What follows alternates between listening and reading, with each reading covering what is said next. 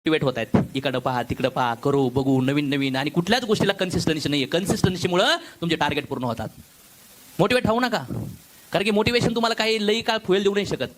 पण सातत्याने लगातार जर तुम्ही काम करत नसताल, तुम्ही काम क्विट करत असाल, कुठलंच काम तुम्ही परफेक्ट करत नसताल, थांबत असाल, सोडत असाल, बहाणेबाजी करत असाल ना, तर तुमची लाईफ स्पॉईल होणार. कारण की कुठला पण जर व्हिडिओ तुम्ही डाउनलोड केला तरच प्ले करता येतो, जेवण केलं तरच खाता येतं. मग कुठलंही काम जर कवायरचं असेल, सवय लावायची असेल, उठायची सवय, फोन न बघण्याची सवय, काम करण्याची सवय, नो म्हणण्याची सवय, ह्या सवय ह्या कन्सिस्टन्सी नाही ठेवल्या, आणि प्रत्येकाला वाटतं वेगळ्या वेगळ्या लोकांना तुमचा टाइम पाहिजे, प्रत्येकाला वाटतं वेगळ्या वेगळ्या मार्गाने तुम्ही जगावं, त्यांच्या विचारांनी जगण्यापेक्षा तुमचं अंतर्मन काय म्हणतंय त्या विचारांनी तुम्ही जगले पाहिजे की नाही जगले पाहिजे. कृष्ण पण गीतेमध्ये सांगतात, अर्जुन, लोकांच्या धर्माचं पालन करण्यापेक्षा स्वधर्माचं पालन करणं इम्पॉर्टंट आहे. धर्म म्हणजे काय? मत. लोकांच्या मताने चालण्यापेक्षा तुझं आतलं मत काय म्हणतंय हे मॅटर आहे. जर लोक तुझा मृत्यू वाचू शकणार नसतील, तुझी फॅमिली, समाज, तुझे आतले विचार जर तुझा मृत्यू वाचू शकणार नसतील, म्हातारपण वाचू शकणार नसतील, पुढच्या